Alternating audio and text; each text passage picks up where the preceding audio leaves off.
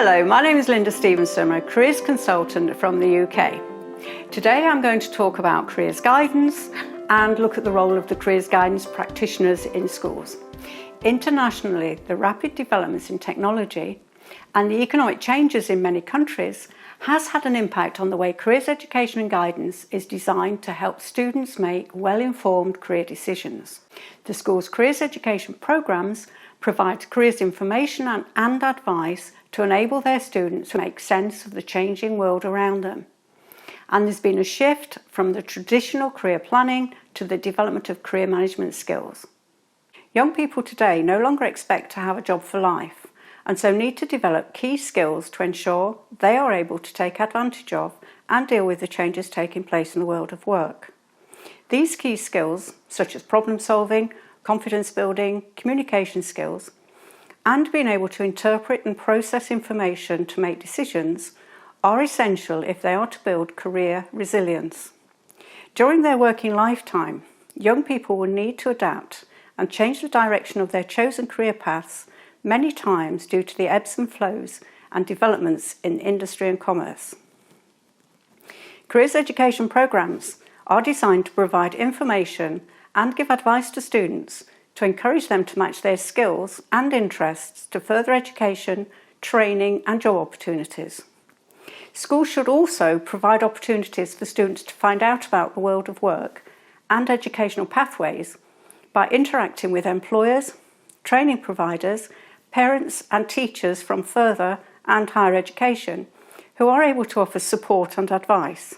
It is essential, however, to recognise that the onus is upon the individual student to make their own career choices, and they should not be unduly pressurised or influenced by others. This is where the skilled careers guidance counsellor comes in. Their role is to help students interpret the information and advice provided and to give unbiased guidance to help them make a realistic and well-informed career decision for themselves. They also help students to review and modify their actions depending upon changing circumstances. As a result, students today need more than career planning, information and job searching skills.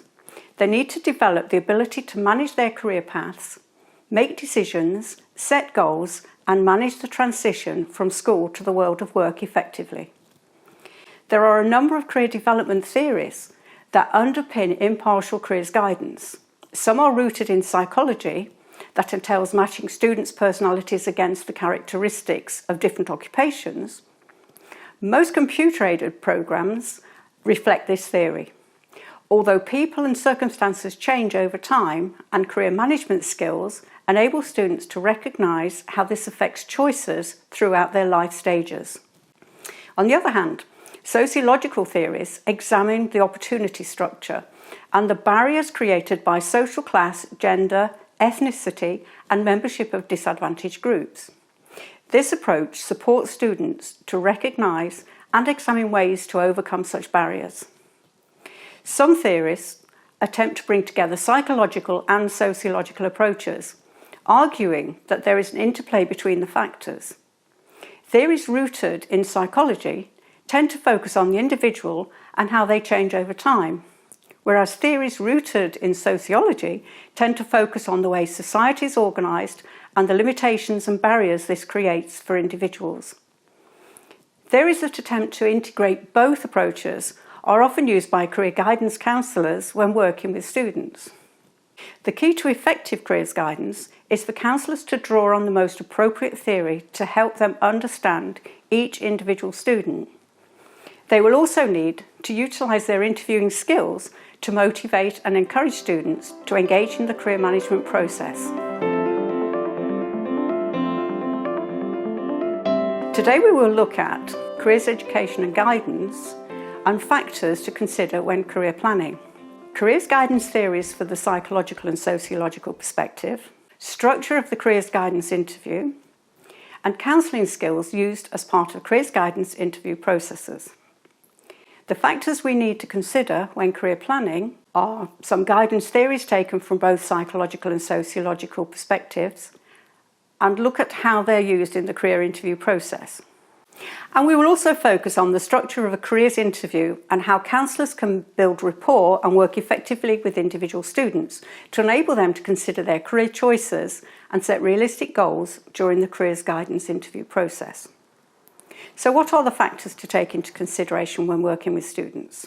The starting point when working with students is to consider their interests. People whose jobs are in line with their interests are more likely to enjoy their work and gain job satisfaction. However, this is not the only factor. Other elements need to be taken into consideration, such as the student's values and motivation, as these will have an impact on career planning processes. Unless students are ready and willing to engage in the career planning process, and the counsellor take into consideration the values and norms of their community, students will be unable to make realistic choices. Obviously, qualifications, experience and skills need to be reviewed and considered when matching with occupations and further educational opportunities. And it is important to look beyond academic achievements by exploring any previous work experience, their hobbies and leisure interests, as well as their home life and social skills. And finally, location. Students may have aspirations to find work in the future away from their home environment, although their immediate concerns may be to look for work closer to their homes. All of these factors need to be considered when working with students and should be explored during the careers interviews.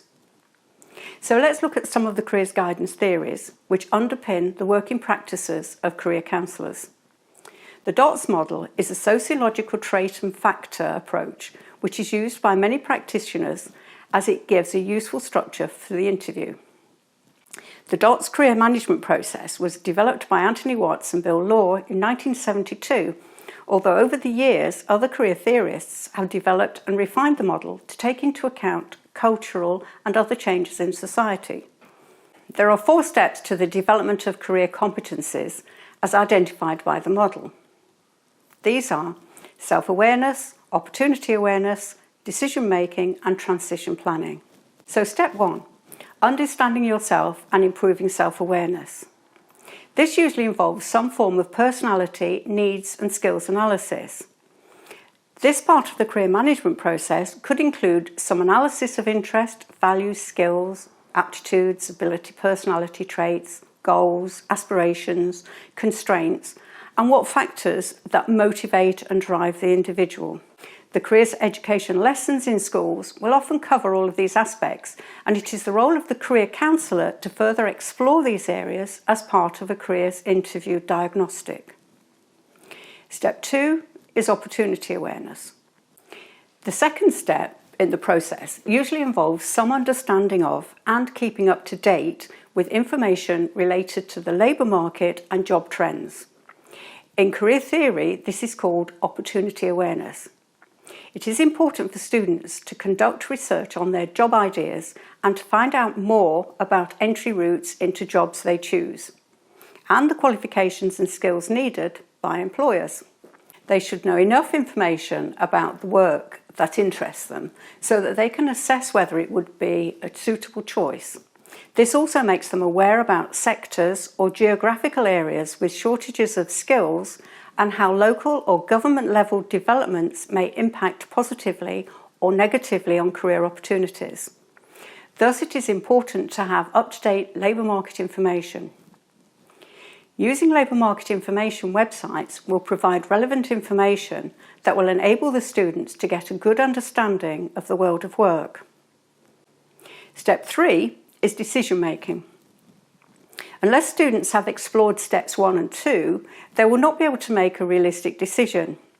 Though career decisions are taken by the individual, the career counsellor supports the process by providing professional knowledge and understanding of the world of work. The key, however, is to empower the student to enable them to develop their own vision and understanding of how to plan for their future. The final element is called the transition stage, which involves action planning and the implementation of action points.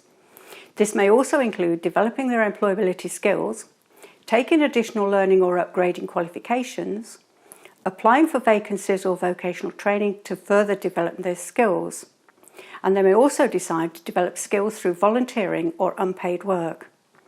As part of the transition stage, they will also need to create a CV and include relevant information to reflect their skills and experience.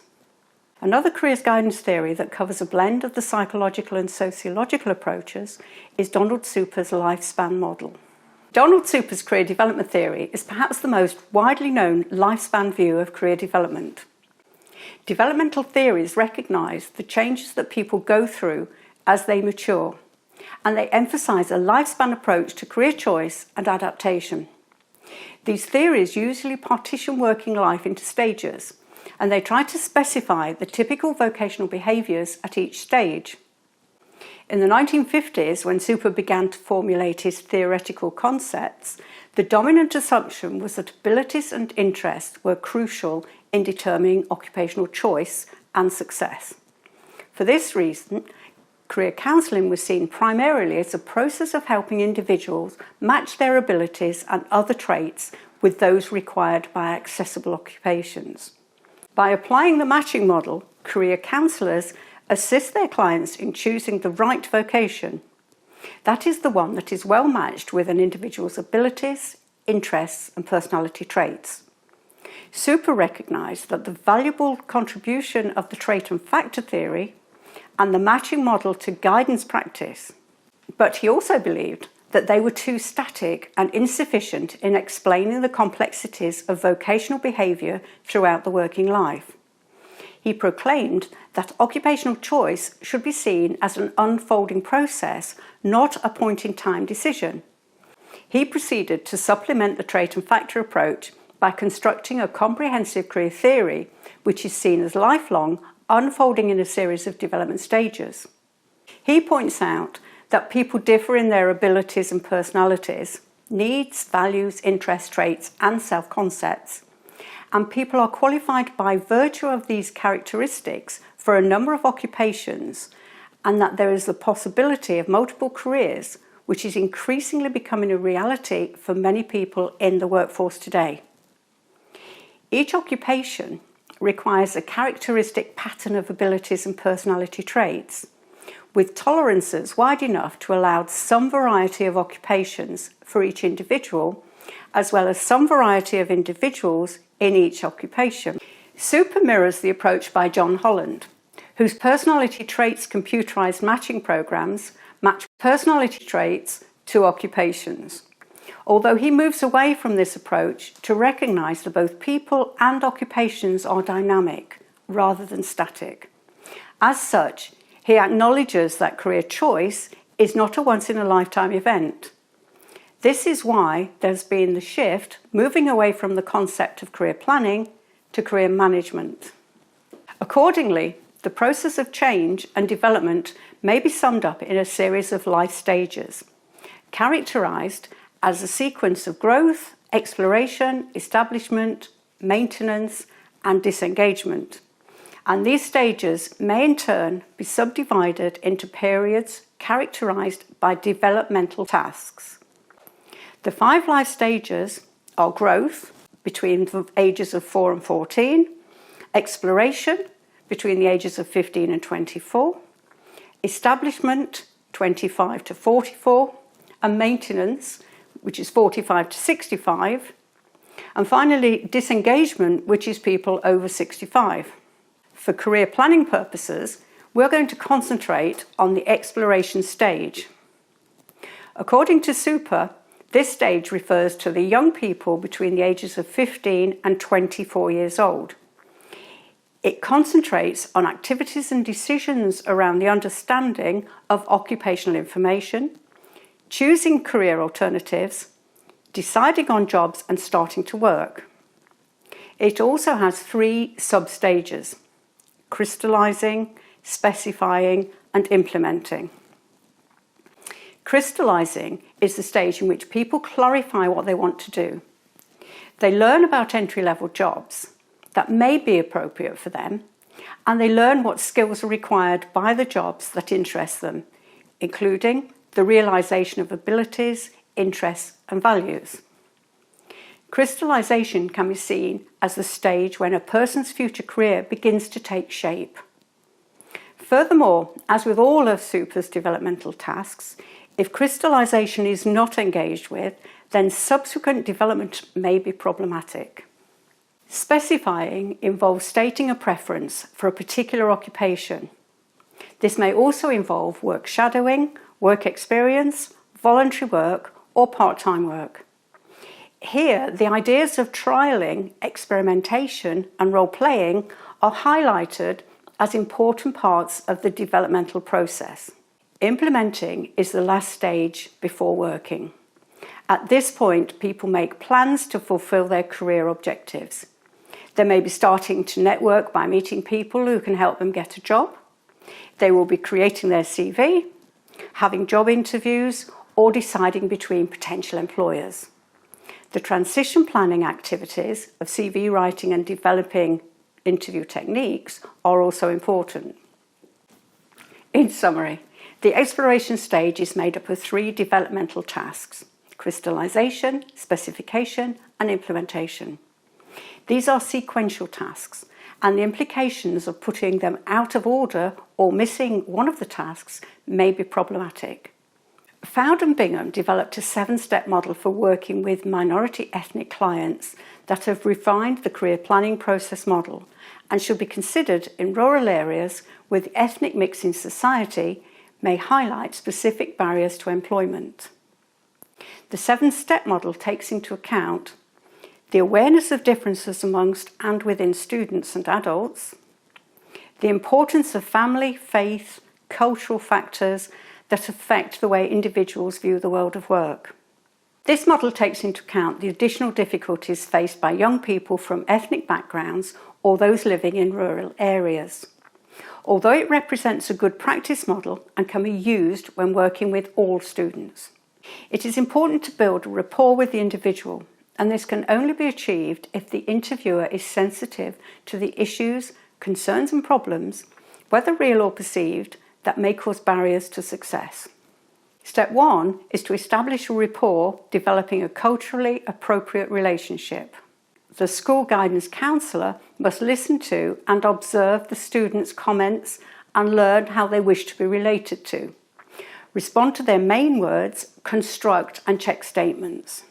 Step 2 is identifying career issues faced by the students. Critical to the model is the explicit definition of external barriers. For many students, career choice is a matter of balancing those factors within their control with those outside of their control. And step 3 is to assess the importance of cultural variables on career issues. The impact a decision may have on the student's family or community has to be taken into account, as these may have constraints that may compromise the implementation of the career plan. Step 4. Set culturally appropriate processes and goals. Inappropriate goals and processes may alienate the individual from their families. For example, inappropriate goals may include career choices based on self-actualization rather than pragmatism. And step 5 is to determine and implement a culturally appropriate intervention. Students may operate in a framework that is more collectivist rather than individualistic. Their families may be involved in the career decision-making process for cultural, economic or social reasons. It may therefore be important to inform them of the interventions to ensure they support the process and the student. Step 6 is to help the client make a culturally appropriate decision. Careers guidance is client-centred and confidential.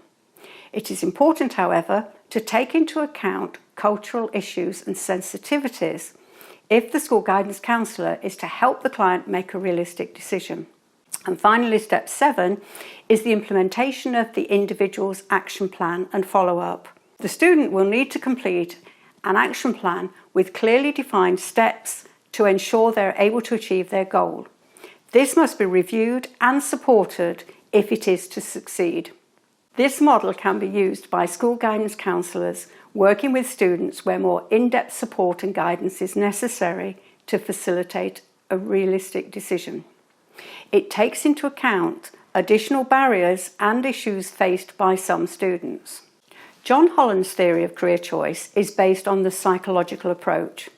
His basic assumptions are that most people can be categorised as one of 6 personality types: realistic, investigative, artistic, social, enterprising, or conventional.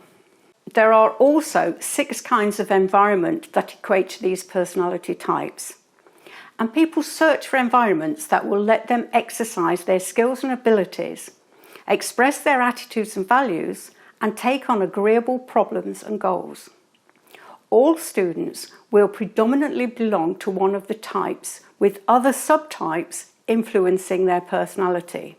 This model is used extensively and has many merits. However, it is important to recognise the importance of careers guidance counsellor supporting students to make sense of their choices and reflect how the changes in the world of work will affect their decisions. There are many more theories that add to the body of thinking, although in a changing world, the chaos and happenstance theories recognise that luck plays a major part in the key development of career management skills. Unpredictable social factors, chance events, and environmental factors are important influences on career choice. In the current climate, students need to be prepared for an uncertain future and need to build career resilience and develop career management competencies. We've considered some career guidance theories. Now let's look at the application of those theories when working with students. The role of the school guidance counsellor. Work individually and with students in groups to help them with career planning. They help students identify barriers and concerns and develop a career action plan to help them create strategies to deal with setbacks. They monitor and review the individual students' career goals and targets.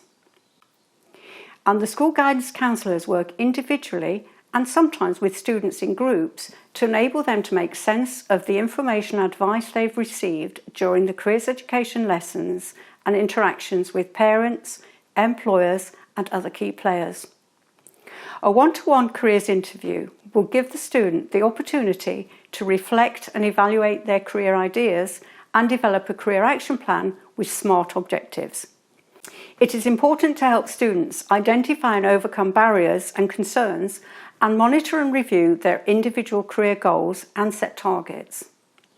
The careers interview must be client-centred and is rooted in the person-centred therapy, whereby the interviewer provides the framework for the students to achieve self-determination, believing that they are the best placed to make their own decisions, and assuming that they're naturally motivated to work towards their own personal growth. It is essential, however, to build rapport with the student to ensure that they feel at ease and ready to engage with the career planning process. There are some well-known coaching models that can be used to facilitate the interview. The GROW model, which is goal setting, considering the current reality, discussing options and obstacles, and identifying the way forward.